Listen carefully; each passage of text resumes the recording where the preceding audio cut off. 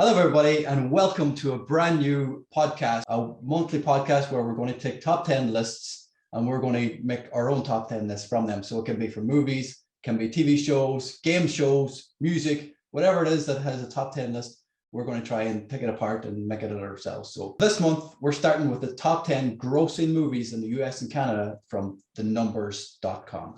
So we're starting off with Bedknobs and Broomsticks. It's a Walt Disney World War II classic, if you can call it a World War II classic. It's about an apprentice witch who actually takes in 3 kids who are left homeless because of the war.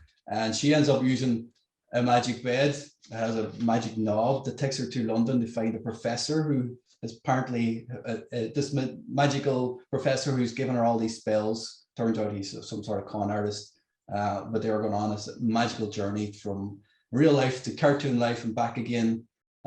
Very, very enjoyable film. It's something definitely something I watched when I was a kid. Didn't remember watching it. It was probably 30 years since I watched it, so we watched it again. I was pleasantly surprised. I was expecting to hate it. Even some of the singing in it and some of the songs were actually pretty catchy. Not that I would be interested in musicals or not normally, but pretty enjoyable. Very good information about it out there online. It made $17.9 million on a $6.3 million budget. It was nominated for 5 Oscars and won 1 for special effects, which if you've watched it, the special effects for that time were pretty nice. You know, the mashup between real life and the cartoons, like, you know, it's not something you see in a lot of films, you know, Who Framed Roger Rabbit, Mary Poppins, things like that, where they blend the two. You know, it doesn't normally work out, but they kind of worked it out pretty well here. I prefer Mary Robbins. Mary Poppins. Mary Poppins. Yeah, I love Mary Robbins too, just as much. I preferred Mary Poppins, but I did like it. Yeah, well, speaking of Mary Poppins, Julia Andrews actually turned the film down after Mary Poppins, but she came back and actually wanted the role, but Angela Lansbury had already been cast, so she missed out. It's actually loosely kind of based on a true story. During World War II, there was this woman who was an occultist called Dion Fortune, and she practiced magic during the war, trying to use magic against the Nazi Germany. So Jesus. Okay. Whenever it worked. Whenever the book was originally written, this is somebody they had in mind about it. I can't imagine somebody going, ooh, like Danhausen or something, they're trying to stop the Germans. You cannot cross the line. I'll go to you first, Tom. Welcome to the first episode, Tom. If anybody doesn't know, Tom has the pop cult pot. Cult pot right here about it. Yeah. Check it out online. Very delighted to be here. Couldn't think of a better lady and gentleman to go back to 1971 with. And it's funny, like you keep mentioning Mary Poppins, and for me, this was actually my first time seeing Bedknobs and Broomsticks, and I was totally a Mary Poppins kid. Still love Mary Poppins. Still one of my favorite films. And I never watched this because I always felt like, oh, this is like, you know, this is bargain bin Mary Poppins stuff. And yeah, I don't think it's better than Mary Poppins. I can definitely see the appeal of it. I think since I don't have that nostalgia element, I found it a bit hard to connect with it. But I do think the effects in this are way better than Mary Poppins. Like, you can see years like that is advanced. Like, if you watch, like, you know, Julie Andrews and Mary Poppins, sometimes it's like she's just staring out a window at an old folks home, trying to make eye contact with cartoons. Whereas here it actually looks like they've done proper work there. It's funny actually because it sounds like they were going to make this before Mary Poppins. Yeah, and they got the rights to Mary Poppins, and then they were like, okay, well, we've done Mary Poppins now. I guess we go back to the drawing board with this. No pun intended. Yeah, but I enjoyed it. I think there's some good music in there. I love David Tomlinson as the creepy magician guy. Although I do have to say, one of the best names for a death metal band that I don't think anyone has claimed. I just am googling just in case I wanted to patent it. The name of the cat. Cosmic Creepers. That is amazing. Like, metal band, B movie, we need it. That is like maybe actually only the second best name in these list of films, though, which we'll get to. But yeah, enjoyed it. I'm not saying it's going to be high up my list, but you know, it's, you know, not at the bottom either. Phil? I'd be the same. It wouldn't be as high up. It'd be in the bottom 5 downwards, I'd say. Okay. But it actually, I was delighted to see him win an Oscar though for effects, because it's so well done. Very well. Yeah, there's some scenes in it that are just so well done, and I'm always keeping an eye out because we make films and stuff for how things are done. But even back then, there was some stuff in there that was out there, like, for the time. Yeah. It's weird because I think out of the whole list, I think I've only seen like one film when you sent it on to me. Really? Would you think I would have seen a lot more? Even my buddies who were like cinemaphiles didn't see Billy Jack, so that was there. That might be a good reason. We'll leave that till later on in the show. Yeah. Liz, can I ask you guys coming into how many of the films had you seen out of the top 10 before you started? I definitely seen Bedknobs when I was younger, and obviously Dirty Harry, Diamonds Are Forever. I don't think Clockwork Orange. I think I had about a solid 4. I think so. There was definitely a lot of exploration involved in this. I had a big fat 0. That was just so my eyes were open. This was so much fun watching it with Liz trying to work. It was like, what's going on in these films? Yeah. What did you think of Bedknobs though? Do you know what? I kind of with Tom on this one. I really, really like the effects as per Phil, because this is my sister's favorite kids movie from when she was younger, and I had never seen it, so I must have been out that day. I'd say, my older sister. But I have to say, I didn't think it was right up there with Mary Poppins, but I did prefer some of the effects in this movie. I loved the whole underwater sequence. I loved it. I really, really loved the underwater sequence. And probably my favorite sequence of the whole lot is when the armor and the war paraphernalia came to life. I loved that. I lived for every second of it. I just loved it. 2 interesting facts, what you said there. The armor is actually real armor. Other than the scenes where they actually smashed it up, the armor walking through was actually proper medieval armor that was used in the museum, and some of the armor was actually used in movies in the 60s, like El Cid and stuff like that. So it's not the first time they've been used in films. Cool. And the underwater scene was actually scheduled to be for Mary Poppins. The song "The Beautiful Briny Sea" was actually written for Mary Poppins, but it was never used. There's definitely a few songs and scenes in there that look exactly like they were meant to be in Mary Poppins. Definitely. That's definitely one of them, and it probably is my favorite song in the film, actually. It's brilliant, absolutely brilliant. Even parts of it had like elements of like, is it Disney's Fantasia? Is that what's called? As soon as I saw it, I thought of that. Yeah. But then when I got a load of Angela Lansbury, who is a living goddess, when Samantha Bewitched, first thing that came into my head, from that TV series from like donkeys years ago. So yeah, unbelievable. Harry Potter could be a spin-off from it. Well, do you know what? I think there was kind of quite a nod from a few movies there. Do you know that kind of way that you can? There's a lot of a lot of those elements there as well. So yeah, thoroughly enjoyed it. Okay, moving on from there, where are we going next? Oh, from Bedknobs and Broomsticks to another fabulous musical movie was Fiddler on the Roof. Now, I had never seen Fiddler on the Roof before. As I said, I've seen none of these on it, but all when I was growing up, and to this day, I can hear my dad singing If I Was a Rich Man. I always, I heard it all the time when I was growing up, never knew where it came from, but sang along as you do with your dad. And even Matchmaker, I had heard that in many other movies, as funnily enough, we had just chatted about Mrs. Doubtfire, when they are doing the replacement face and makeover for Robin Williams turning into Euphemia Doubtfire. She puts a shawl over her face and they start singing Matchmaker into the mirror. And I would have heard it there before I heard it in that movie. How nuts is that? So I would have been the same. Crazy. Wouldn't have heard it since then, I think for me, it was like a lot of people know If I Was a Rich Man because Gwen Stefani did If I Was a Rich Girl, which totally, is from that, which is so weird when you think back. She took a 50-year-old Jewish musical and was like, number one hit. Yeah. Here we go. A huge man with a beard too, it's just like, it's amazing where I suppose artists get their inspiration from. This actually pulled 78.7 million at the box office, and I'm not surprised. And it was nominated for 8 Oscars, 3 of which it won, including Best Cinematography. So I think that speaks volumes to the movie itself. It was probably one of the best intros I've ever seen to a movie to tell me what was going to happen, or what's going to happen following on that big tradition number. I just thought that set up like I thought that was really good. That was a very deep voice for me, wasn't it? So someone played from the CD soundtrack there, wasn't it? Yeah, someone opened Spotify. By my CD.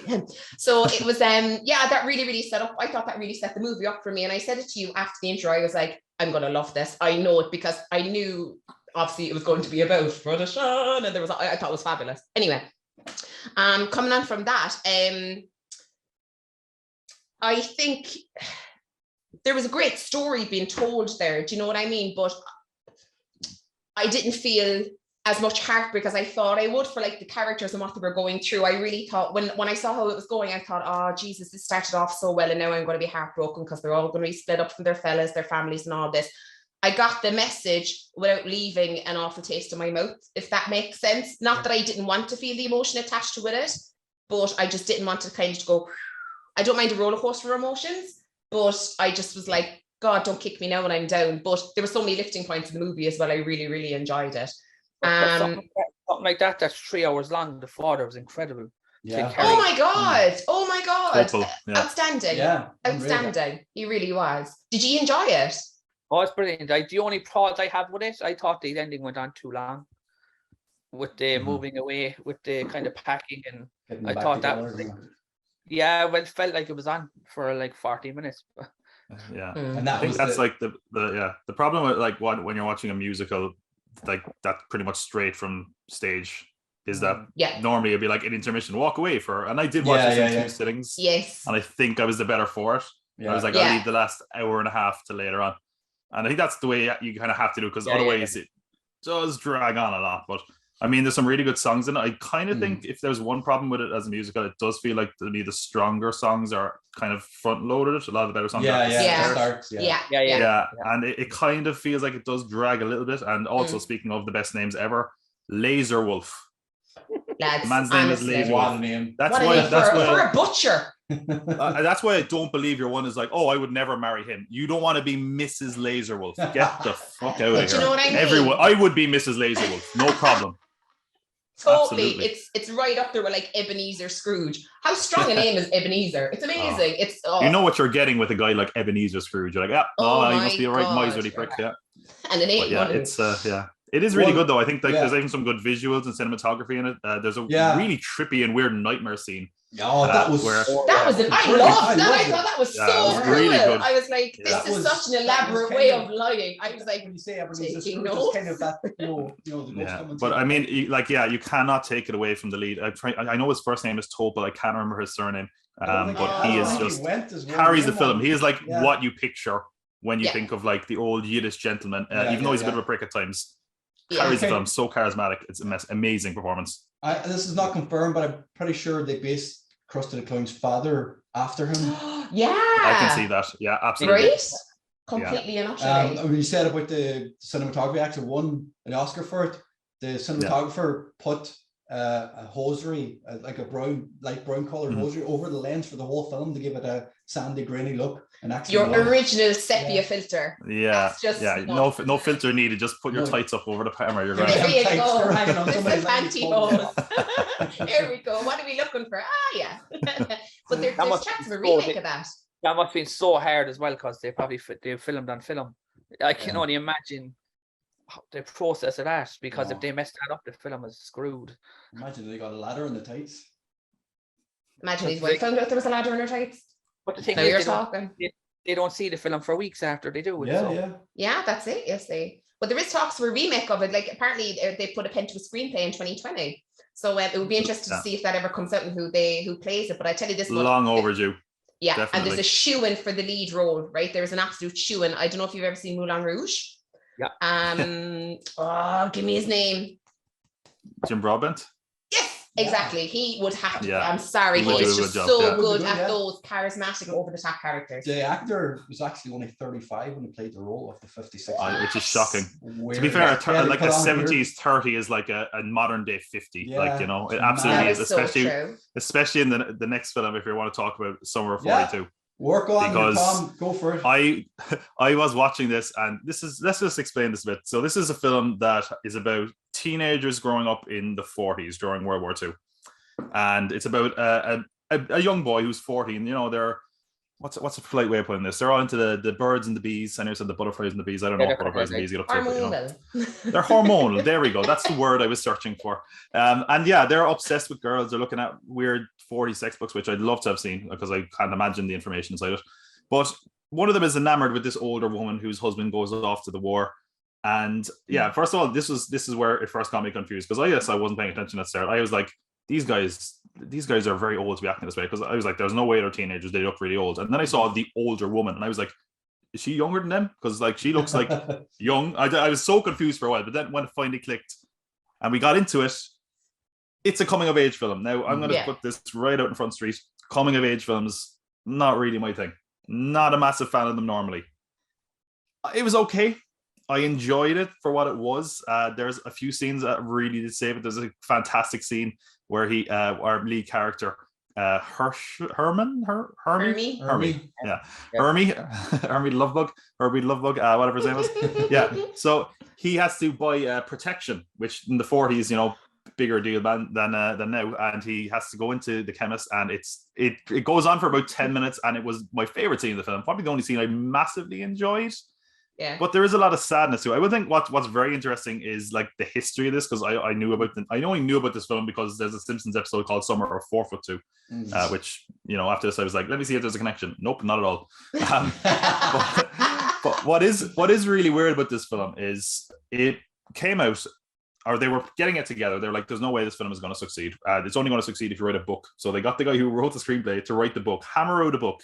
The book came out before the film and was such a massive bestseller that the trailers for it said from the best-selling author, or from based on the best-selling book, which is so weird to think now. They're like, hey, this movie isn't going to hold up. Get a book. Oh, now we can sell the movie. I'm like, could you imagine that now?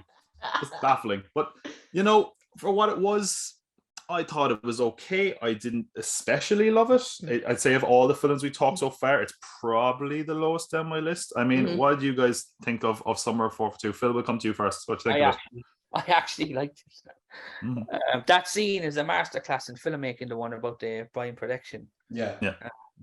That's so well done.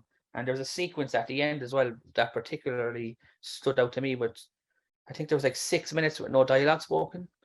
Yeah. Or 7 minutes with no dialogue spoken, and there was just so much happened in that whole thing. Maybe it's just because I make films that just stood out to me, but those two sequences, I think this will be actually higher on my end, I think.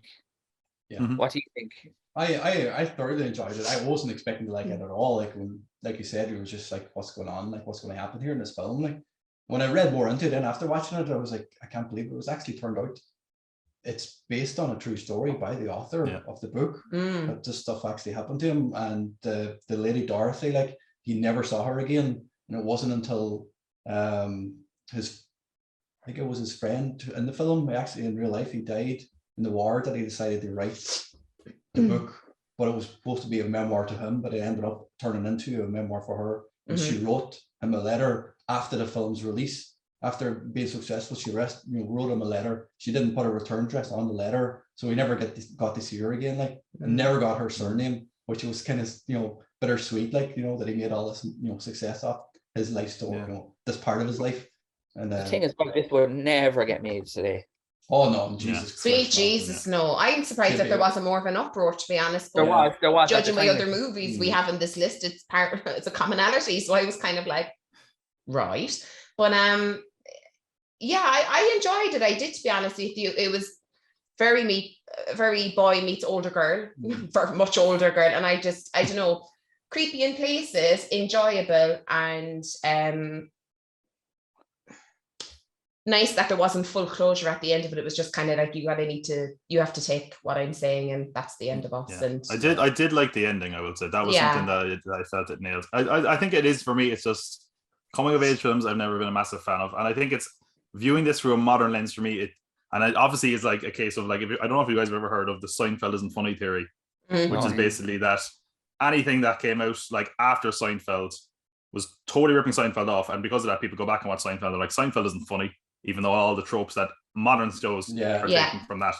I kind of felt like that with this movie, where I was like, I feel like I've seen this movie through osmosis, and I felt kind of Oscar baity to me, even though it definitely isn't the case back in the 70s, but to modern sensibilities, it kind of felt that way to me. It wasn't nothing for me personally, but it is what it is, I guess. But I should say, a lot of people are probably saying, I haven't seen Summer of 42. I nearly said Summer of 4'2", and I didn't this time. I'm so proud of myself. Summer of 4'2". Fuck, I said it. God damn it, that wasn't even a joke. God damn, okay. Summer of 42. You might say, I've never seen that film, but you might have seen it if you've seen The Shining, because it does appear in Stanley Kubrick's The Shining. And speaking of Stanley Kubrick, can you tell us a little bit about Clockwork Orange? Well, Clockwork Orange, it's the next one. It actually was, it's mad because it was banned for like 30 years over here. It was banned until 1999 in cinemas. Yeah, and only got submitted in 1973 over here, 2 years after its British release. But it was weird because it was actually not like it was like a weird ban where it was actually Kubrick had pulled the film from England and Ireland, and because of that they couldn't submit it. Although I got an argument with Dad about this, he was like, "I saw it before that." I was like, "Maybe they don't know." We'll take your word for it. You dodgy black market man. I was going to say it was like one of those dodgy videos now. Therefore. Yeah, I feel like he probably would have ran out of the room if I pressed him a bit further on that, you know. I know, but the premise, I suppose, is 4 kind of hooligans who kind of go on a rampage, and then one night things don't go according to plan. Which there was actually a scene in it, with him with like a giant like statue, like a penis, and he started swinging it. Oh, it was just I shouldn't be laughing, but it was comic. It was really awkward and weird. You showed it at the Get Cinema a couple of weeks ago, and that's the first time I've seen it. Yeah. Oh, yeah. sorry. No, the film. Well, he showed the film, not his penis. Just to be clear. Just to be clear. There was the first time I'd seen it. Whoa! Yeah, it wasn't comical. It was very serious altogether. Yeah, it just came across as comical when I watched it. Because I haven't seen it, and I was thinking this is going to be horrific, but because everything's so watered down. If I'd seen this in when it came out and I was around, this would have been horrific in every sense. It was just the lads were saying you won't like it, and I thought that it was fairly I don't want to say tame, but like watered down would be the best way of putting it. Malcolm McDowell is outstanding in it because he has to carry a lot of, I'd say, working with Kubrick as well, never easy. No. Challenging to say the least, I'd imagine. But apparently he's the only one in the role, wasn't he? He didn't consider anyone else. He said he had to see him. He had to have Malcolm McDowell after seeing him in a previous film. Was it the 18 or something? Or the If. Or If, was it? If. You saw him a couple of years previous. But it's what happens to him afterwards, after he's caught and arrested, and he tries a new experiment, and they kind of force him to watch. That's again in The Simpsons, isn't it? An episode. Yeah. The dog. Yeah. There's an even weirder cut from The Simpsons. There's a joke where Bart is reaching for 2 cupcakes, and it's a shot from A Clockwork Orange where he's reaching for breasts. I don't know. I'm going to say the most polite way I can medically. But yeah, it's funny because Phil, you kind of had a similar experience to me in that I only saw this for the first time last year for the 50th anniversary, and I watched it again for this. And funnily enough, the way you came to it there was the way I came to it last year. But rewatching it this year, I actually had more of an appreciation for it, which is funny because that's exactly how I felt when I saw Kubrick Shining as well. Like first time I was like, yeah, it's good. But I also feel like, again, cultural osmosis, I know a lot about this, and it's not really hitting it for me. It's the opening sequence with that song and the slow zoom in. It's just, it has you straight away. Yeah. Sets the tone straight away, doesn't it? It's that music, the haunting soundtrack is just incredible. Yeah. The soundtrack actually it's by the same person who does The Shining, and when you listen to it, you're like, that's very obvious. It's got the whole like bow, bow, bow thing going on. I think my only main problem with it, and I do agree that it's kind of tame by modern sense. I do think like the kind of just how out and out there it is about rape and violence, that it is so kind of not outlandish, but just so brazen with it. That was kind of shocking, not in its tone. There wasn't a lot of violence or any of that in it. I found that to be more shocking. What I did kind of find is that it does feel to me like it loses a lot of steam. Like the first third of the film, I'm like, yes, this is really interesting. Where's it going to go? It's like prison, and I'm like, okay, well, that could still be interesting. And then after a while, it feels like, okay. And then it just sort of ends, and I'm like, all right. It could lose 20 minutes, for sure. Yeah, it could lose 20 minutes.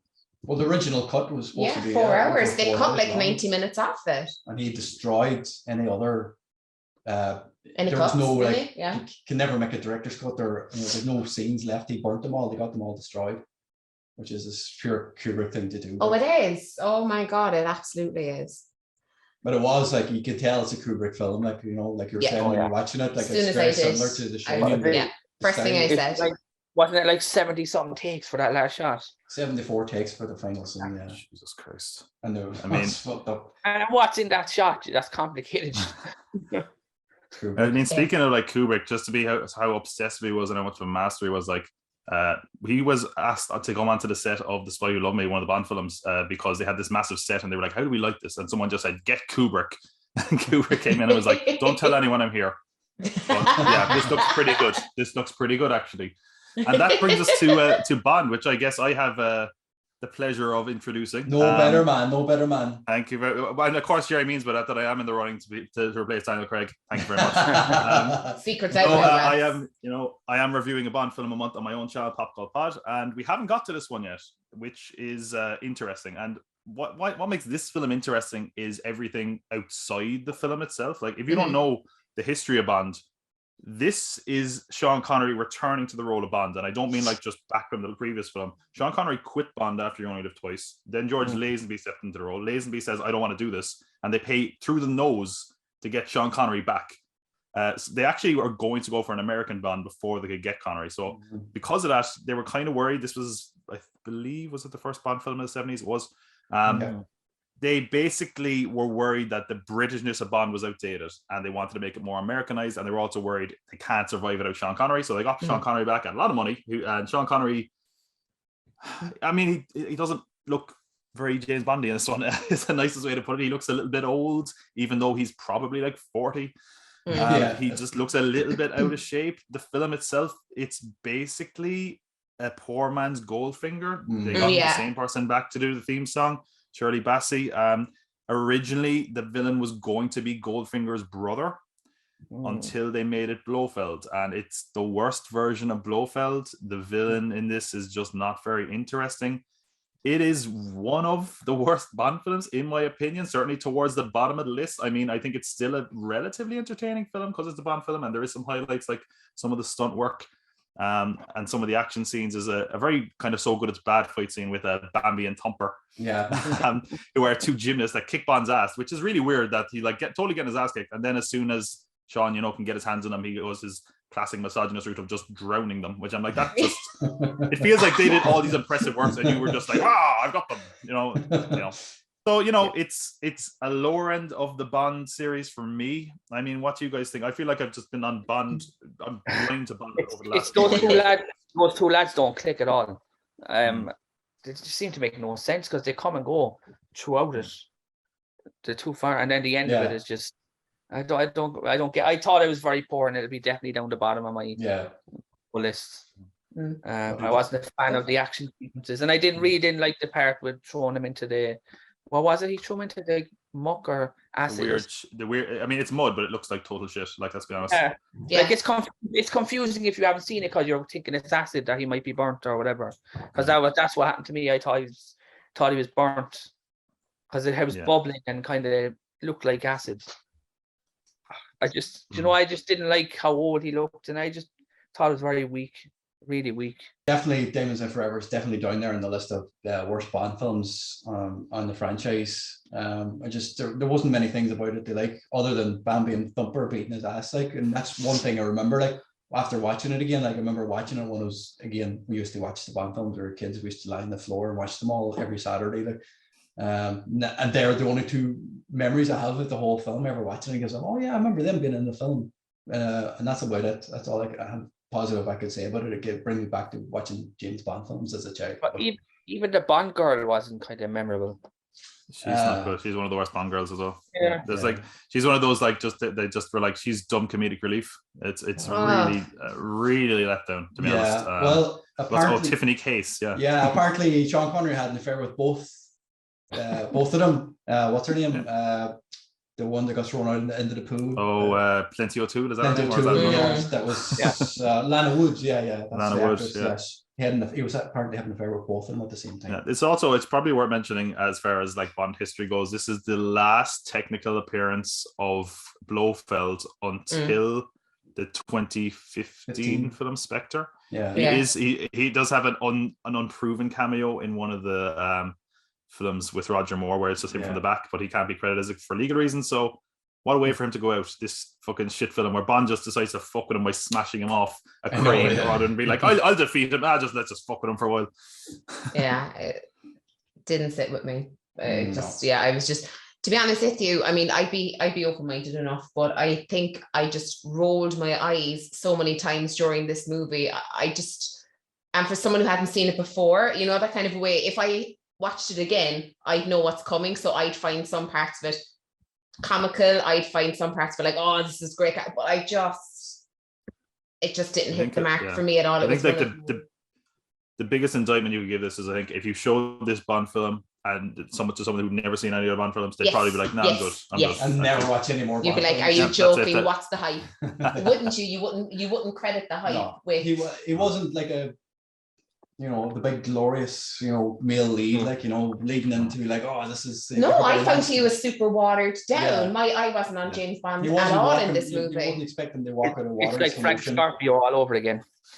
It was just he wasn't stand out for me. He wasn't that iconic, memorable male lead in this movie for me. I felt he was watered down by everything else that was going on, and even at that wasn't exactly top notch either. So, and for someone who's seen it for the first time, I'm just like, Now, who is a memorable, iconic male lead? Only then Clint Eastwood in Dirty Harry.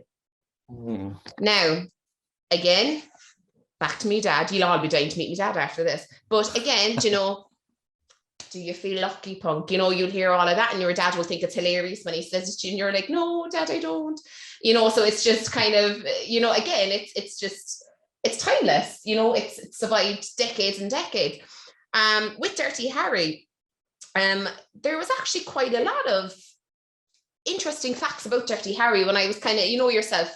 They always describe people who are watching the movie and then they go, who's he again? Oh yeah. And then you have to go and Google everything they had for breakfast and the whole story, right? I'm absolutely one of them. I need to know everything about the movie and what's going on. For Dirty Harry, I was really, really surprised that Clint Eastwood wasn't the first choice. To think about where that propelled him to, right? And it was down to his age, so he was like 41 at the time. And it was actually Frank Sinatra was having the role because he was in the mid-50s. Isn't that crazy? Because he fit the deal. He really did fit the bill for this movie, but he walked away from the movie. And aside from him, there was Steve McQueen, Robert Mitchum, to name a few, lots of other people considered for this role before it came to Clint Eastwood, which when you think about it now, would you even believe that? You just wouldn't, would you? Because it's just... Like, you couldn't. I think had it been like another actor, I think this would have been pretty much cast to the dustbin of history, to be honest. I think he just has that kind of menace about him where you like Frank Sinatra, I'd be like, yeah, you're a dirty cop, Frank Sinatra, get the fuck out of here. Yeah. He's absolutely like the slow. He's not the slow. He's the strong silent type. Nothing against Frank Sinatra, like no, come here. A couple of good movies. No, we had a couple of bit parts in Cannonball Run, like other than that, like, but Clint Eastwood is Clint Eastwood. Well, this is it. Do you know what I mean? Not being funny. This just like obviously everything comes with it, but to think that he wasn't the first person to come to mind for this movie is just just beggars belief for me. With that as well for Dirty Harry, there was a lot of controversy as well when it actually came out. At the Oscar ceremony, there was actually people protesting outside because of police brutality regarding the movie, and I was kind of like, no, hindsight's a great thing because, look what we've been facing over the last few years when it comes to police brutality. I just was really, really surprised, not surprised by it, but I was like, God, I don't know, was it as brutal as they thought, but just maybe again, it's a sign of the times and just generational difference. I'm not really sure. I was surprised by that myself, but especially with regards to police brutality, but it was what it was. But I really, really enjoyed this movie. For someone who hadn't seen before, I really, really enjoyed it. And line of the top 10 has got to go to this movie, Hot Mary and her boyfriend. Loved it. Yes. Hot Mary and her boyfriend. Put me in. I was going to say one of the best extra lines of all time. There was like, he's like looking in a window and all these old men goes, he's people on Hot Mary. Like, what did you think was going to happen? It's Hot Mary. Of course he wants to see Hot Mary. Doesn't call her Mary and he wouldn't be hotter. He took their spot. That's where they stand looking at Hot Mary. You can't look at her with their nose. This is it. And he got beaten up. That's my people's spot. I love it. The people who were perved on Hot Mary and her boyfriend beat up the fella they thought was taking their spot to perv on Hot Mary and her boyfriend. I was like, this shit writes itself. Nobody stares at Hot Mary's tits but us. Exactly. Fair play to Hot Mary. Made you work. Mary was killing it. But yeah, I thoroughly enjoyed this movie, I have to say. It was roped for Clint Eastwood, even if they didn't know it at the time. What did you think? Phil, was this a dinger for you? It's in my top two. It's that high. I just always remember that scene where he's standing on the bridge. Yeah. In the corner. It's just so well done. I don't know if they used green screen. They probably didn't. No, not back then. He did all his own stunts. Even on top of the bus, that was him. Yeah. So, yeah, that's a pure Batman shot, isn't it? He's just like standing there looking at him. It's like, oh fuck. Well, the bad guy in is absolutely terrifying as well. Like battering kids was kind of, even then, was a no. Yeah. On screen, so that was actually terrifying. Yeah. The actor himself, Clint Eastwood, saw him on a stage show. He'd never acted on a film before, and he was a pacifist. So he didn't actually, the violence and stuff, he fucking hated doing it in the first place. But he went on to have a major film career, TV career. Yeah, Hellraiser is the one I recognized him from. Yeah, and if you look at Hellraiser, he looks like a very kind of weird version of Vince McMahon, actually. Yeah. Weirder. I know, right? But it's also mad. It's mad to think that there's a franchise out of it as well. Yeah. Yeah. 5, amazing. Right up top. And I think that's actually kind of weird, because I actually that was one of the ones when I bought it because it was cheap, and I was like, Dirty Harry. And this was when I was probably like in my teen years, and I was like, am I going to be that guy that's going around quoting a film from the 70s? But yeah, maybe I would be, because like the first Dirty Harry film, and honestly some of the sequels, are pretty damn good. They don't really come off as old as they are. No. They kind of feel ahead of their time. I mean, 1971 was a really good year for crime films anyway. There was also Get Carter in that same year. But it's really I mean, it was just a really good year for it, and it feels almost ahead of its time as well. It's just has a nice grit to it. I mean, I feel like someone's going to have to do their impression of Clint Eastwood at some point. I feel like someone needs to man up here. You can't. You have to say it properly, because it's the most misquoted line in movie history as well. Okay, I'll try that. Okay. Oh yeah, fuck! I forgot the whole speech, because you can't just say "Do you feel lucky?" because then people are like, "This is it." You say. Okay, I forgot we're doing this on the internet. Goddamn. Okay. we can cut it out and edit it back. Clint Eastwood. I'm Clint Eastwood. Okay. What's he say? Now I know what you're thinking. Did you fire 6 shots, or only 5? Tell you the truth, I forgot myself with all the excitement. Well, and I can't remember the rest of it. I can't remember the actual famous bit. I got so panicked about learning the first bit. Yourself a question. You have to ask yourself a question. Do you feel lucky? Well, do you, punk? Thank you. There you go. Go boycott the Oscars, because I deserve one. 1,000,000%. Can you believe this movie did not win an Oscar of any way, shape, or form? And do you know why? Because it was pretty much almost a clean sweep, with the nominations point anyway, for The French Connection. It didn't stand a chance against The French Connection. Isn't that just absolutely nuts? Phil, French Connection, what have we got? Into our next film, French Connection. This is a weird one. It's about 2 cops, completely, like 2 of them are completely different, obviously, and trying to stop the lads from kind of heroin smuggling. And I really like this, but I felt like, again, it's, you know what, there's a time again, if I watched it again years ago, it felt like I've seen it 100 times, but it was so well done. The car chase scenes were incredible. It just reminded me a lot of, I don't know if you've seen Enemy of the State. Yeah. With Dean Hackman's in that. Will Smith, yeah. It's pretty much that. If people saw that first, you know, it's that kind of thing, but the car scenes are incredible in it. And we were talking about how they were real as well. Yeah. They were all real. Yeah. Mad. Yeah. But just this whole drug smuggling thing was mad. Just seeing how far they had to go to kind of get the drugs into the car and underneath all the. I think you can tell, like, the director of this is William Friedkin, whose background before this was documentary, and you could really tell watching the films a real sense of realness and detail that you wouldn't find with a lot of other directors, you know. Oh yeah. He did a lot of the directing. He did a lot of camera work himself. He sat in the back of the car for the car chases, like, and he was holding the camera. He's a nutcase, by the way, but there you go. Like, same with if you look at The Exorcist as well, he's like a total fucking lunatic. Yeah. But yeah, I love the style he brings, the sense of realism, and just like, it just feels grit. Like, it feels like you're almost like intruding watching this film. It's very kind of dirty and gritty. I mean, I watched this and Dirty Harry as a double bill. I felt like the happiest dad in the 70s, you know. It was amazing. But French Connection's a fantastic film, I think. I love the performances. Gene Hackman is just amazing in this. Roy Scheider, I mean, even though he's only got a smaller part. But I just think especially, like, there's those scenes that are just really kind of hit you really emotionally hard. Like when he finally catches up to the guy and he has his back turned and just blows him away. You're like, holy fuck. Okay, we're watching the film now. I love it. I would totally understand if someone was like, I don't like this film at all. But for me, it's way up there for me personally. But wasn't he as well practicing real life for a month before he went Roy Schneider? Yeah, they both went around with the characters are based on real people. Two real narc detectives in New York, and the both actors went around with them for a whole month and got involved in arrests and everything. And Gene Hackman was actually worried that he was going to get arrested himself for portraying a cop for helping them arrest fucking drug dealers, which is mad. But it's pure like New York City from the 70s. Like if you go back and watch any film based in New York, it's all that dirty streets. Like even Philadelphia, you go back and watch scenes in Philadelphia from the Rocky films and stuff. It's that gritty, dirty, working class areas that they're filming, and that the car scene underneath, which is now the High Line in New York, like it's gone from there, like, and you can see like the Tower 1 from World Trade Center getting under construction in the film, like in 1971, like in the background in one of the shots, and it's like it's not even there anymore now. It's like you think 70s is not that long ago, but it's like it's like fucking 50 years ago. It's like what's going on? Like, fucking mental. Like I would have loved all the weird like slang movie. as well, like. Yeah. I just love like the weird like dialogues where it's like, oh, you're picking your feet in Poughkeepsie, and you're like, oh, I can't Google that one. What's going on there?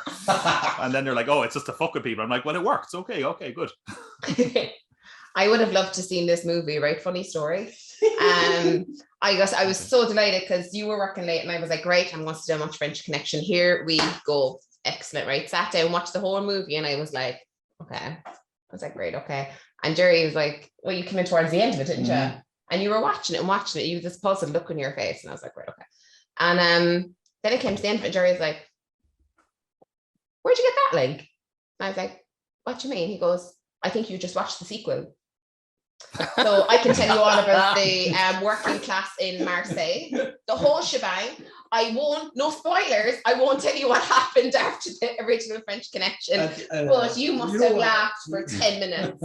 I was so delighted that I managed, firstly, A, to stay awake for an entire movie and not have to wake back up and watch the rest of it. And secondly, that I found it myself. I didn't have to wait for Jerry to come back and find it for me, because technology and myself were just not the best of friends. And I watched the second movie, which is also called The French Connection, apparently. Well, there was no 2 on it. Well, the good thing is now you can just go back and watch the original and be like, oh, it's a prequel. And the thing is, I am a massive New York mafia, drug pin, organized crime fanatic. I love it. So when I found out what the original was about, devastation isn't strong enough a word to cover it. Oh, well, we're going to New York in December, so you're going to have to watch it before then, because it's a Christmas movie, isn't it? As in, like, Die Hard's a Christmas movie. He was Santa Claus at the start. Like. Yeah, I was actually doing that. I was like, is anyone making that argument that The French Connection is a Christmas movie? I need to get on this train now. I can be the new Die Hard here. It's set in New York around Christmas time. Obviously, there's no Rockefeller tree in the background anywhere, because they're not on that side. They're in the Bronx and Brooklyn and places. Like. Absolutely. Fun and games, lads. Fun and absolute games from a French Connection. Speaking of a French Connection, there was a bit of Carnal Knowledge next on our list for review. Yes, you come to the man who knows all about the Carnal Knowledge. Not exactly, but I do know a little bit about this film, which I have to say, of all the films on the list, this was the one where I was like, the what Carnal Knowledge. I think this was the one I did not know at all. Yeah. And I think that was kind of a good thing, because this film really surprised me. It stars Jack Nicholson and, really weirdly, Art Garfunkel. Yeah. Okay. Why? Okay, why not? Hey, it's directed by Mike Nichols, who, when I looked up his work, I was like, oh my God, I actually love Mike Nichols' work. He did one of my favorite films, which was The Birdcage, if you've ever seen it. Fantastic. Amazing. Film. And this is also kind of a sexy good time, I suppose, like The Birdcage is. And it's about 2 guys who went to college together, and it's sort of their sexual exploits. It's kind of told in different acts as they grow up and grow older, and sort of grow apart, and how their kind of sexual relationships, I think, kind of end up defining them in a negative way. This, to me, just felt like a film that, again, felt really fitting to modern times, especially in the first act, in that you had a character who was like, oh, this is how you should treat women. And another person was like, oh, well, you should treat women this way. And I was like, oh my God, when was this written? It can predict the future. But yeah, it was fantastically performed. It had a real devastation to it in some of those scenes. It felt so real. Like, it felt like this was just somebody putting their actual life and their relationships up on the screen. I thought it was fantastic. I really, really enjoyed it. It was, for me, a total diamond in the rough out of all these films. So not going to give away where it is, but it did pretty well for me. It was a nice surprise. Am I the only one who felt this way? What do we think? How do we get on with this one? Phil? I actually hated it. Really? Guys, me too. It's the 3 acts that got me. I didn't like the fact that it jumped. I wasn't sure what to expect either when I was going into it, and I didn't really read up. The price wanted to watch it blind because I've never seen it before. Didn't even watch the trailer or anything, so it was sort of lost a bit on me when they kind of jumped back and forth onto Act 1 and then Act 2, and then they were older. But the acting and the writing is incredible, but it's just something about it didn't click for me. What do you reckon? I can kind of see your argument there, right? Because I knew absolutely nothing going into it, and I think when you see that name, I was like, oh God, is this going to be some terrible like 70s boner comedy that I'm walking into here? So I did know afterwards when I looked at it, I was like, oh, it is in multiple acts. And again, I think the bar was set really low with my expectations for the name, and also when I saw coming of age, I was like, oh, I hate coming of age films, and it kind of wasn't really. So I guess it all worked in its favor for me, at least. What do you guys think, Liz and Jar? Honestly, I enjoyed this movie. Again, going into completely blind, had no idea what to expect, but Art Garfunkel, Jack Nicholson, and a very, very young Candice Bergen. So I really was kind of like, which I was shocked. I would not have recognized her, only the fact that I knew that she was in it. But True to Life absolutely pops to mind. It's kind of like, I want to say this in a nice way without being offensive to the film, but do you remember like The Real World? But this is like the actual, like the MTV's like The Real World, like from the Miz era, right? But it's like the real world, if that makes sense. I don't know how to explain that any better, and I wish I had a better comparison, but this is what pops into my head.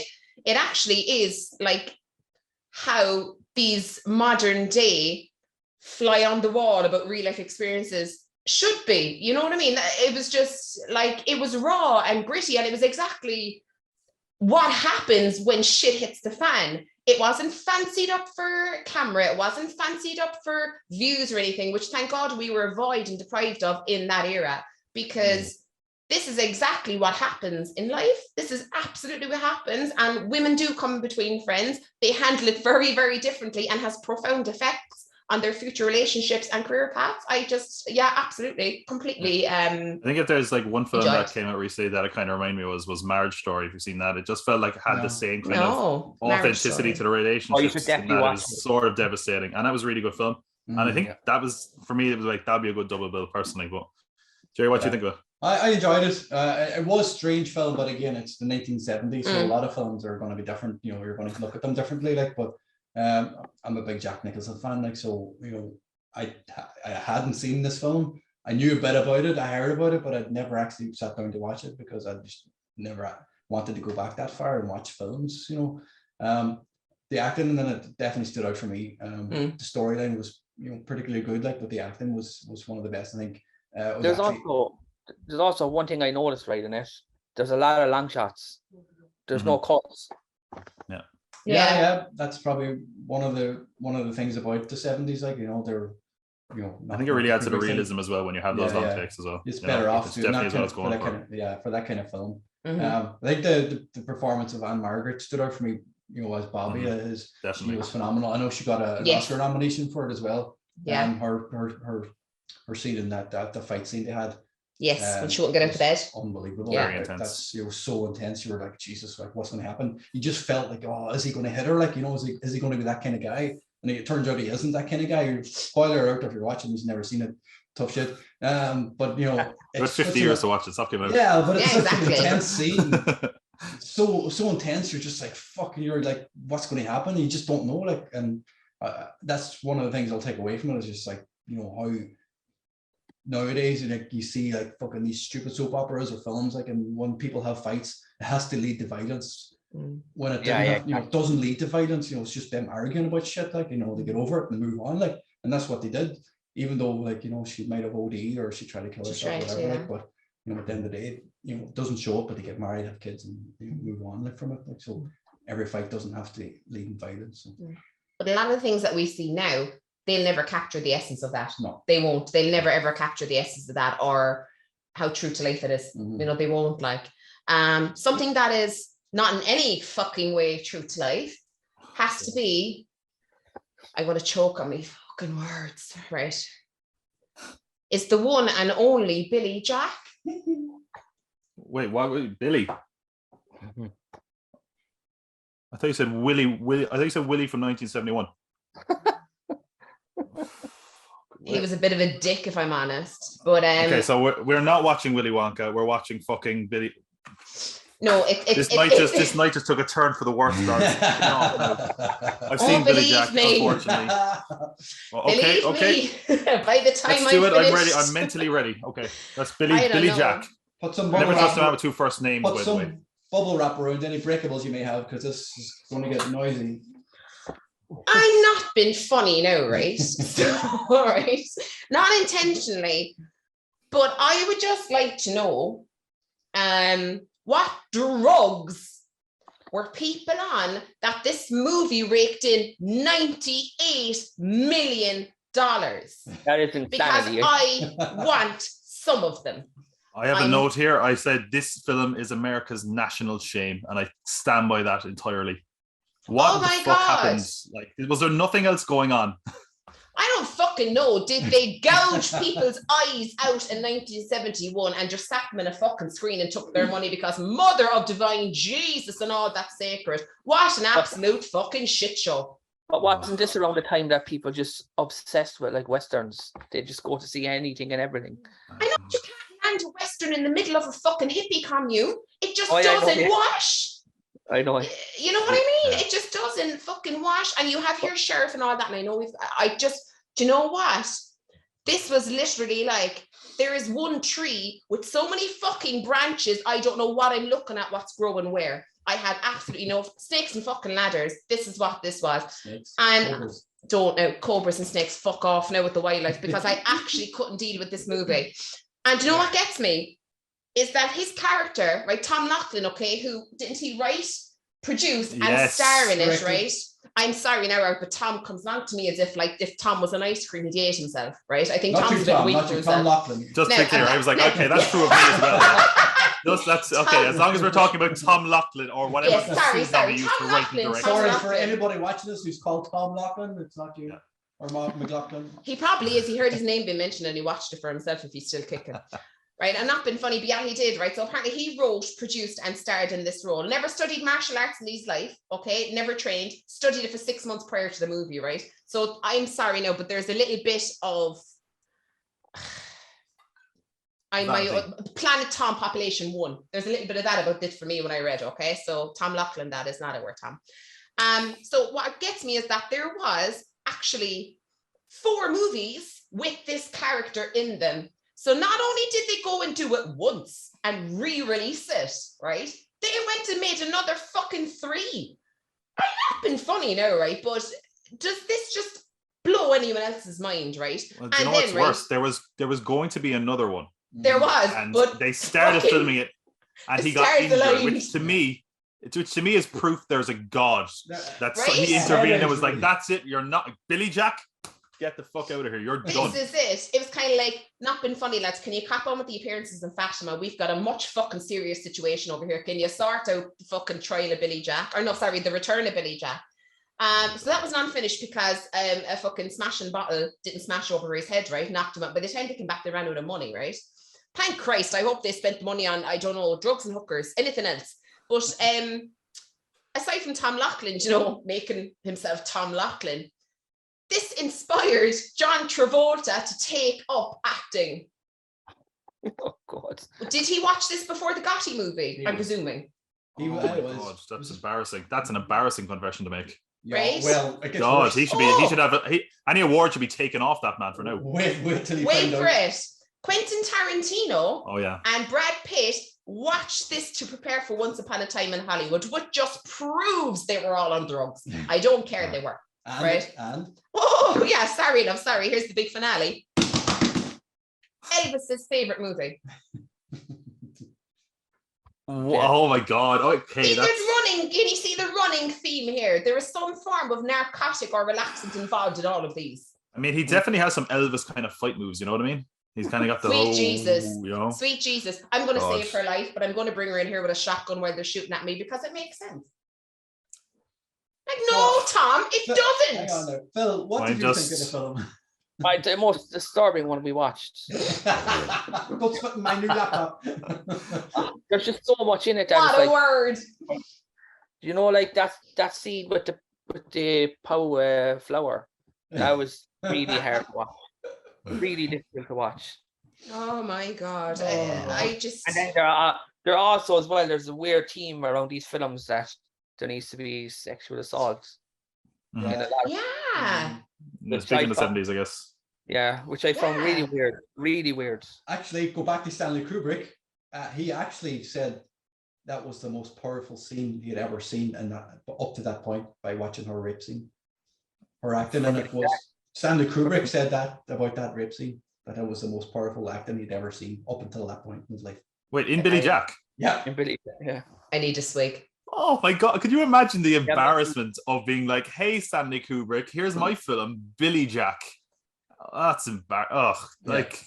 I mean, I've like 3 notes for this film. The first one was this is like 1/3 racism, 1/3 face kicks, and 1/3 people saying terrible music.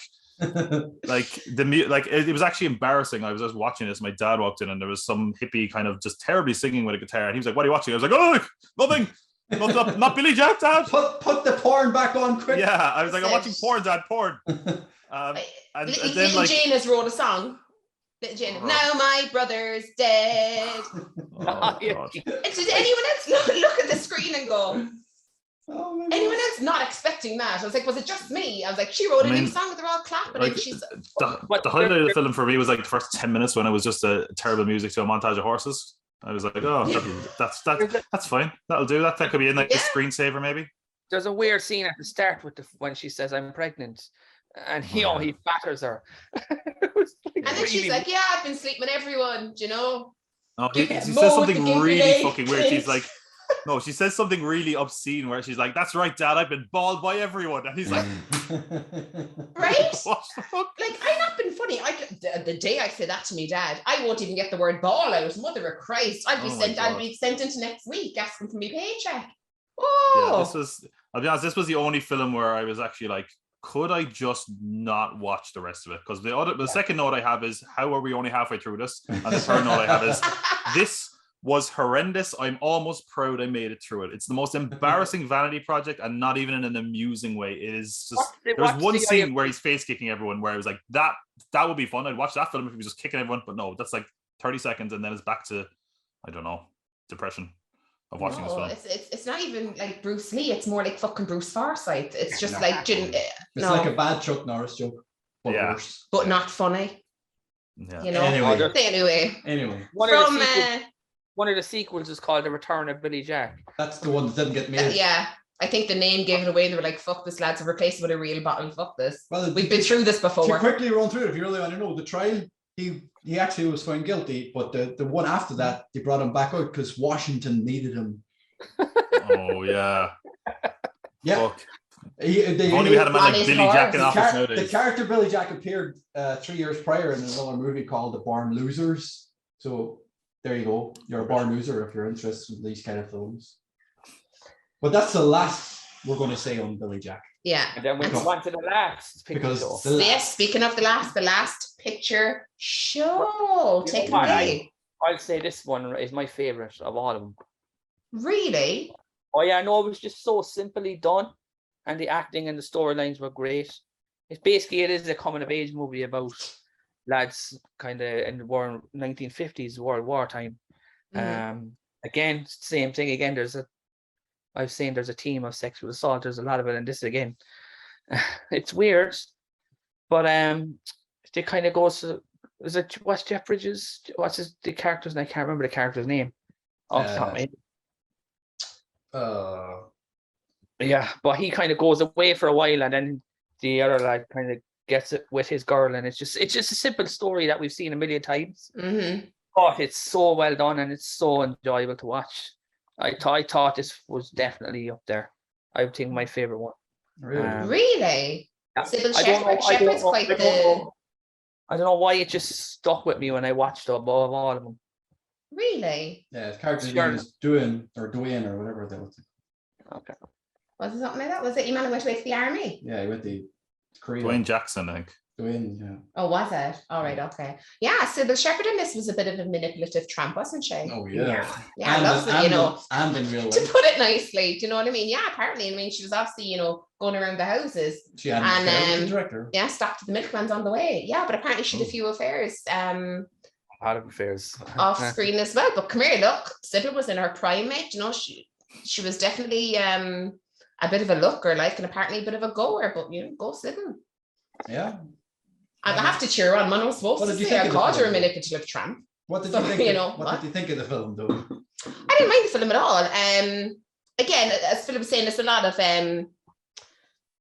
it's a lot of same stuff we've seen a million times. Yeah, there was a lot of themes actually through 71. There was a lot of similar themes in movies, wasn't there? Do you know, again, we have another situation where a girl comes between two boys, but to be honest with you, from a different perspective, because she placed herself between two boys and many others.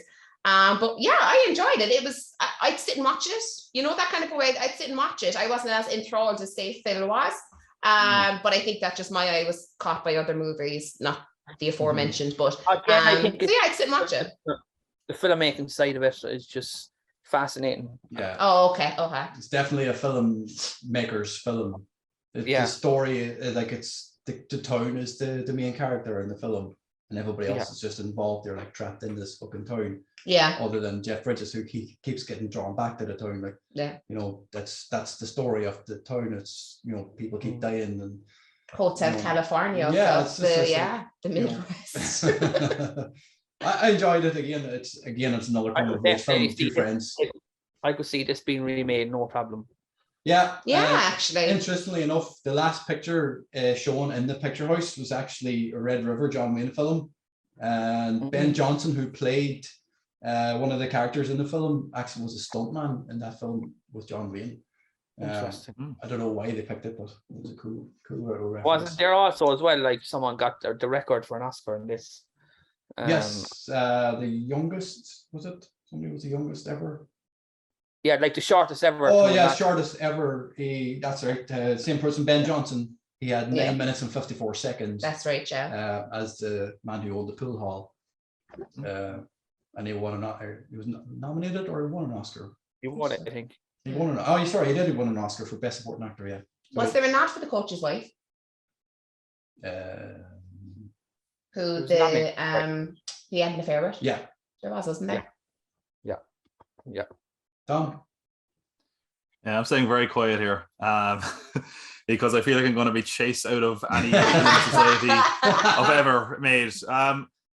This is one of the ones I was really looking forward to, and maybe it was a bad day. I just couldn't really get into it. I thought, I mean, the performances were fantastic. I mean, whoever cast this film should have won every fucking award. This is like who's who of Hollywood, you know. Yeah.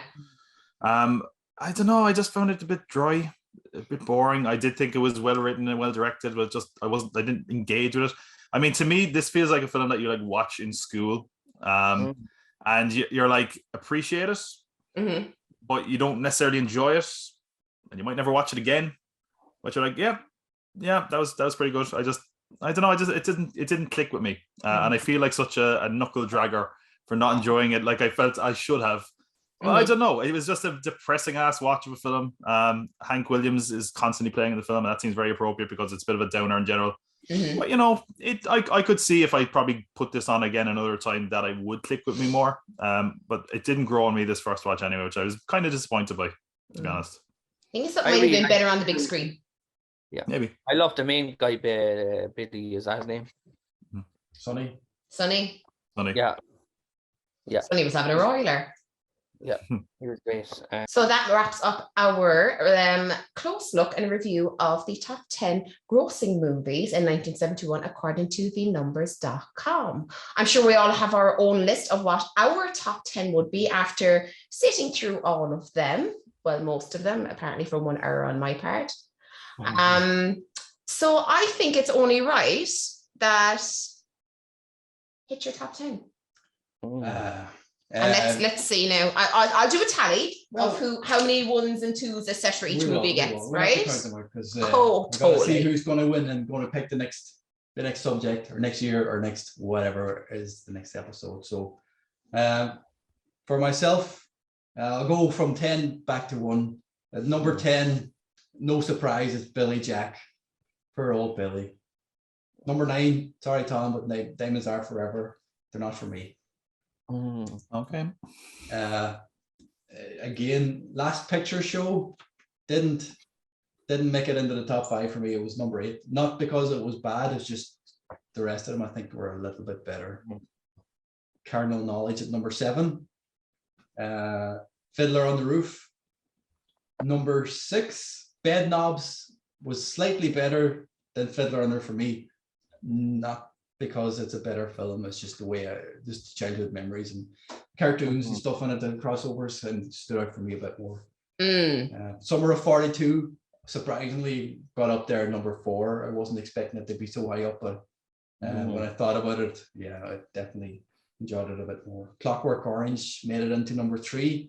Again, fantastic film, but the two manly hardcore hero movies from the 70s of Gene Hackman and Clint Eastwood, who've been in my life since the day I was born because my father loved both of them. French Connection at number 2, and number 1 is Dirty Harry, who makes my day. Ooh, nice. That's a very, very interesting list. No need for these anymore. Oh, kidding. But yeah, very, very interesting list. You barely married a 70s dad, so. Well, it's nothing, yeah. Irish 70s dad. They didn't live through the 60s in Ireland. Not the way they did in America, no. Oh, definitely not. Definitely different. Thank you very much for your top 10. I am dying to know, Phil, where's yours? Okay, so we'll start with 10 was Billy. Come Billy. 9. I'm actually almost with you there, like Diamonds at 9. I put Carnal Knowledge at 8. And then Bedknobs and Broomsticks at 7. Fiddler at number 6. French Connection at 5. Clockwork Orange 4. Summer 42 3. Dirty Harry 2. And the last, number 1. Last Picture House was your number 1? Yeah. Wow. Oh. That's the name first in heart. Oh my god. It just the cinematography, I loved everything about it. It's definitely a filmmaker's film. Yeah, and it has a nice ending. Excellent. Okay, we're going to cut it there for 1 second, right? Because I wrote 6 twice. I'm really sorry. Maybe I did, yeah, for some reason. Sorry. Cut it there. So 7, 9, 8, 7, 6. Good idea.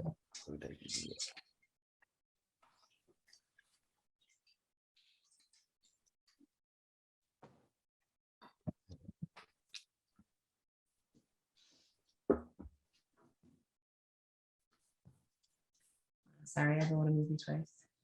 What? I didn't do anything. Oh, that's just your files don't know, just minimize that area. So yeah.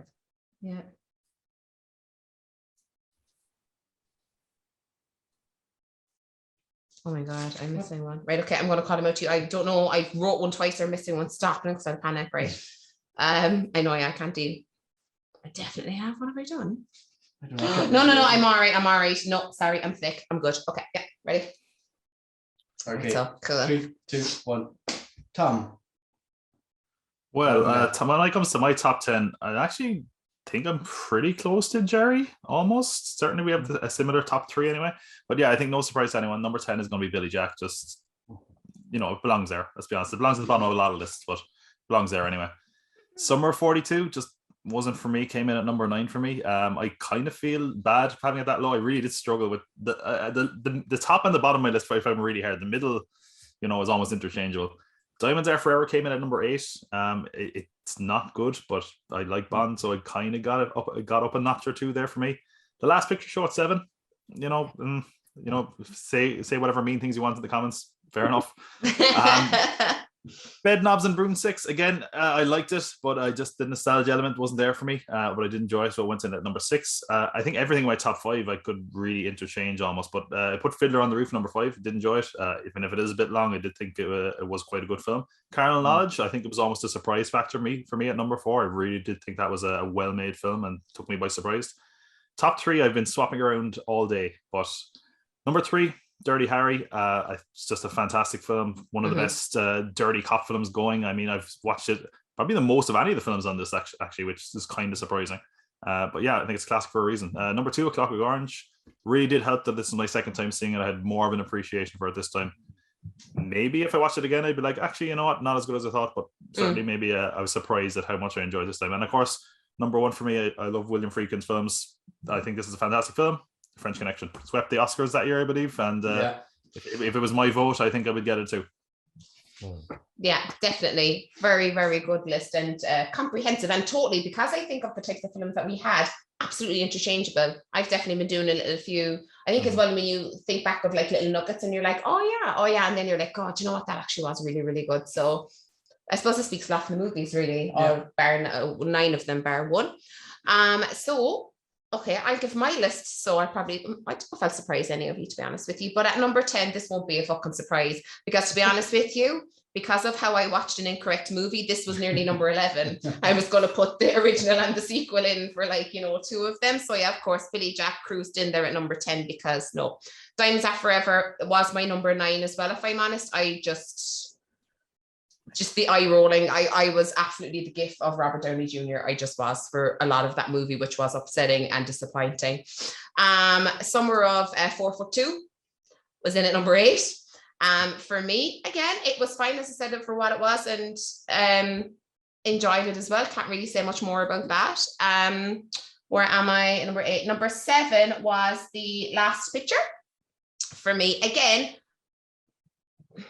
I sat and watched it and it was fine, but I think I would have enjoyed it more on the big screen.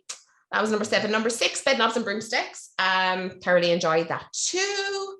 Number 5 was Clockwork Orange. I think that's more from a comfort point of view for me.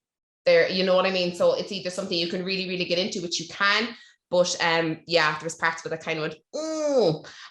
Number 4, Carnal Knowledge. Enjoyed it a lot more than I thought I would have. And as I said, from a real life perspective. Number 3, French Connection, the sequel. Very much so enjoyed that. I am pretty sure if I watched the right movie that it would have been my number 1, because what I heard about it, Jerry was so excited for me to watch this movie because he knows my genre and what I absolutely love, and I was devastated I watched the wrong one. So it could have been number 1, but French Connection Part 2 is in at number 3. Hey. Number 2 for me was Fiddler on the Roof, which probably would surprise a lot of you, but I surprised myself with how much I enjoyed that movie. From the outset, I was like, I'm going to like this. And it was long, but I was encapsulated in it. So, and Dirty Harry, number 1 for me. Love it. Rogue Cop, given to me all day long, twice on a Sunday. Yeah, absolutely for me. So, yeah, that was all of our list. So we're going to have to compile these and talk about our own 10. So, what the top 10 was. Yeah, we can definitely share what's booking last. The votes are in, according to my pen and paper mathematics, because old school is the real school. Our top 10 from top of the podcast for 1971's movies. To mind the numbers, this is the right list according to us. Number 10, no surprises, in comes the one, the only, Billy Jack. Willie. If there was an 11, he would have been there. Well deserved, and should have been beaten twice. Disappointing, but earned it. Diamonds Are Forever came in at number 9. I don't think any of us are really, really surprised at that, to be honest with you. Summer of 4'2" comes in at number 8, forever to be known as Summer of 4'2". Came in at number 8. Followed by that, we have The Last Picture. Show. All right, I had to swallow. Last Picture Show. After that, we have Bedknobs and Broomsticks. Well, I thought performed quite well considering what it was up against, except number 10. Then coming in at number 5, we had Carnal Knowledge. So yeah, I think that's an alright position for that, because it surprised quite a lot of us, didn't it, really, that movie? From there, Fiddler on the Roof came in at number 4. So very telling how some very, very different movies made the top 5. From number 4, Fiddler the Roof, Fiddler on the Roof, even whatever they're doing on the roof. In at number 3 came Stanley Kubrick's Clockwork Orange, which I think also is a fair positioning as well. Very, very different number 3 and 4. Crazy. Number 2 was French Connection,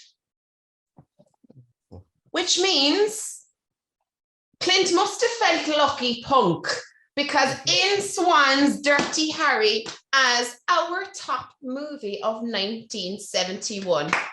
I think a very, very worthy winner. What do you think, guys? Are you happy with that list? Do you think it makes sense? Yeah. It's pretty close to my list overall, you know, to be honest. And my top 3 is my top 3, just the order's bit. I had Dirty Harry in 3rd place. But to be honest, I was jungling around those so much that I was like, I thought Dirty Harry was number 1 or 2, but you know, I totally think that's a very good representation of the year. Excellent. Did anybody get close to the list overall? Did anybody's list match up to it? Absolutely not. No, completely not. Not far off it. How about yours, Phil? There's a few that jumped around. Way off. So we have Dirty Harry, French Connection, Clockwork Orange, Fiddler on Roof, Carnal Knowledge, Bedknobs and Broomsticks, Last Picture Show, Summer of 42, Diamonds Are Forever, and my top 3 matched it, but my bottom 2 matched it, but the ones on the I think I have 3 in the same place as it. Yeah. Excellent. Phil, how's your list looking? Dirty Harry is up the top. Yeah. Last Picture Show is the real surprise here, because you have it way down. But you were enthralled in that now, Phil. I think, to be honest with you, that could have been further We're down. lowering the bar here. Well, you know what, as well, I'll give it one thing. It was the last one I watched almost. Okay. Yeah. Cool. I will say that as well about it. Now, here we go. Who gets the choice of our next movie? Our next year, even our next movie year? Well, this next episode is going to be in October. So we had a chat, and we're going to do a horror themed list. It's not going to be a generic top 10 horror movies of all time list, and we're going to rate them. It's going to be something off the wall. We're thinking maybe top 10 slasher characters, not 10 slasher movies. So maybe Freddy, Jason, horror icons, basically.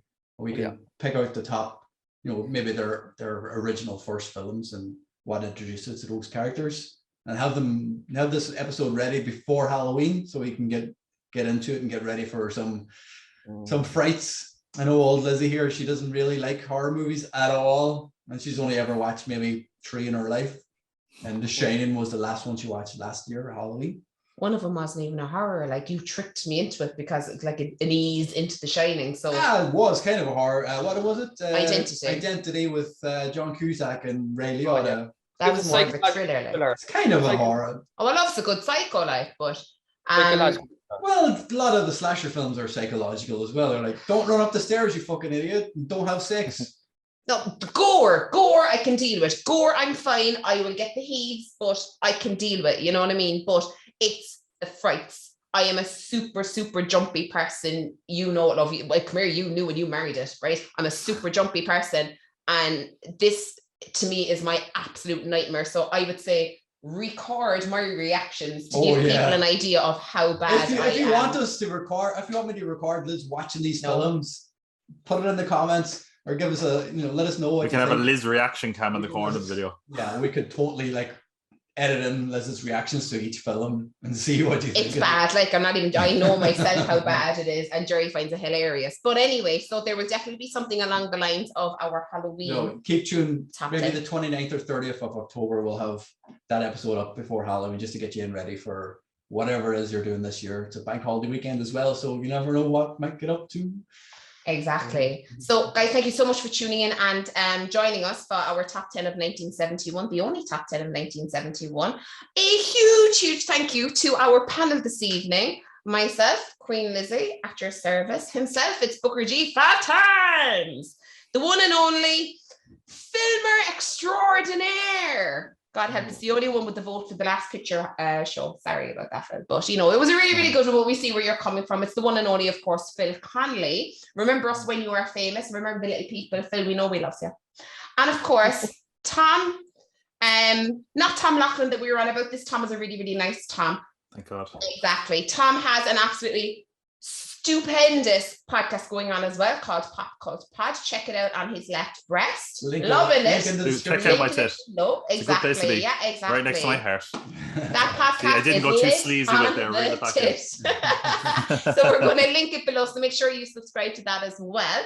Please make sure you subscribe here as well to Irish Wrestling and Entertainment. We are, of course, on Twitter at Irish Wrestling 8. We are on TikTok with thousands of views and followers, also at Irish Wrestling 8. Of course, Facebook and Instagram too. Make sure and comment below. Let us know if you want to see my reactions to horror movies. Your funeral, I'm just saying. And yeah, let us know what you thought of our list. Were any of our maybe top 5 in your top 5, or did you completely disagree and think that Billy Jack should have been at number 1?